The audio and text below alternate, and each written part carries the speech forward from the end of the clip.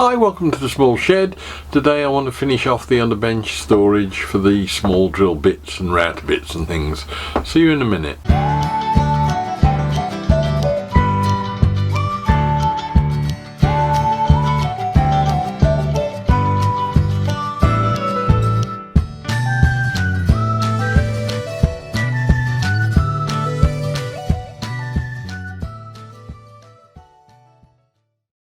Now, we finished off last week with the left hand side of the tray unit finished with storage for things like tapes and pencils.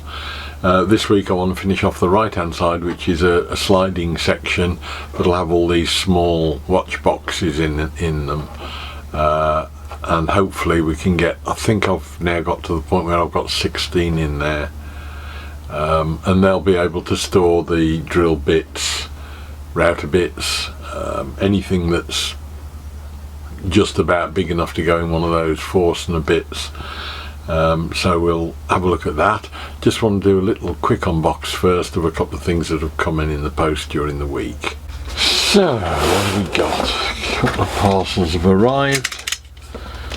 I think this one is something that I think these both are the same thing essentially. I had a change of heart halfway after I'd ordered the first one. Yes, these are switchable sockets.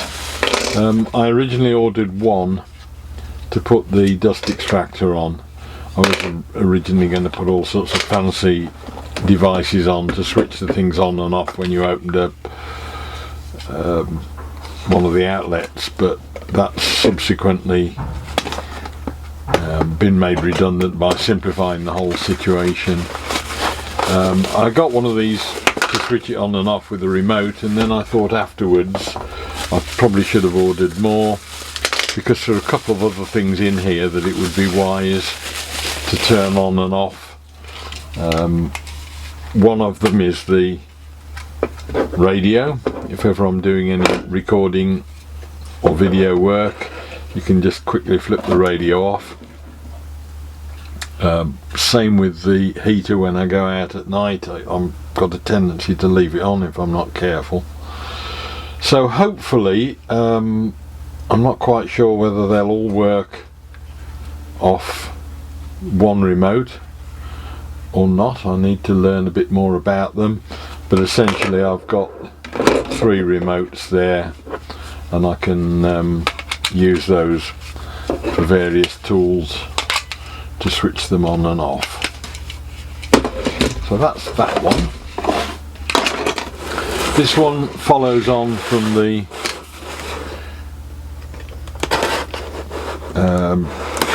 New Year resolution theme, and I hope is to do with sharpening. I made the sharpening, I've done a sharpening station. This, I hope, is the answer to the sharpening tools, and that's a Veritas honing guide.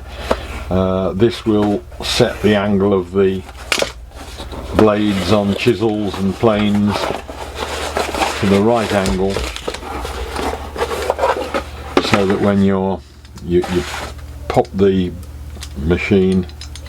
blade into the carrier here, and that will then set an angle depending on how far out you stick the blade, and then you can roll that back and forth using the roller on the bottom to get the right angle on the blade. And there's a setting guide there to go with it. So that's just about sorted the sharpening, I think. Now all I've got to do is learn how to use them. I've had my circular saw blades sharpened for the Festool, and that's made a huge difference to the way it's cutting already. I've got a new blade in the chop saw. I've got some more blades that I may well take up and have them sharpened now. I know I've got a local man about 3 miles away who will sharpen saw blades for me. That's that. Let's get on with the main event though now. Right, so the left hand side's done, those are all ready to go. I do need to do something by way of covers for them, I think, just to keep the dust out. On this side, I've now got it all glued up and solid. There's a rebate taken out on the underneath of those timbers, and I've got a piece of clear perspex that will slide in and out, and that will then have a framework added on top of it now.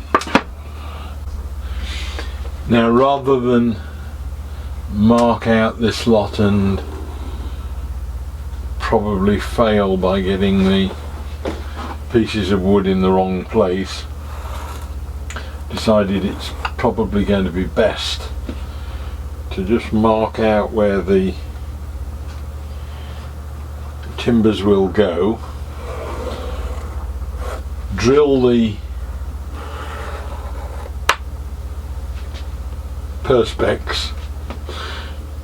I've just wedged everything in with old credit cards and things. I use them as scrapers and filler spreaders and all sorts. They're useful just to get the right spacing.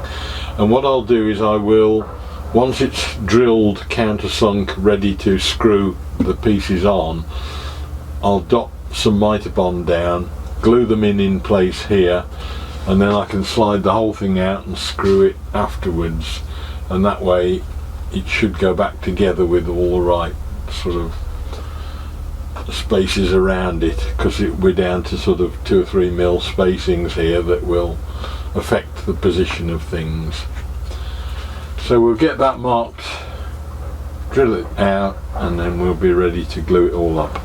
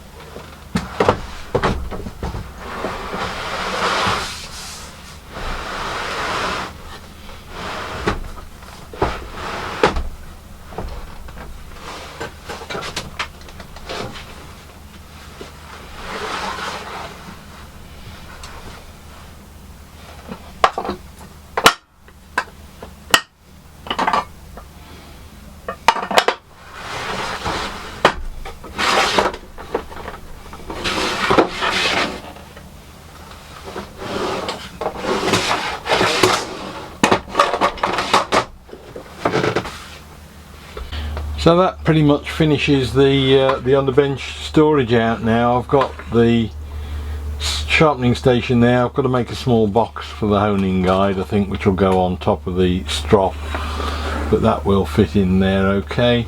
Got my pens, pencils and anything else that I want to put in there, knives or anything in these two halves. And then I've got the drawer that I can pull out with all of the boxes in. If I want to have them out on the bench with things like router bits in, I can take them out and put them back afterwards, or I can just open them while they're in use and get at the contents. So I'm happy with that. We've got 16 places now to put the small storage items that are giving me such grief at the moment. I've got somewhere to put all the tapes, pens and pencils. There is one minor deceit at the moment about this, which is not quite right. The depth of this unit from front to back is fine as it is, but at the moment I've had to take off the bracing strut that's on the back of the Festool workbench. The Festool workbenches are so wobbly that they have to sell you an extra bracing strut for another 50 quid or something to make them vaguely work.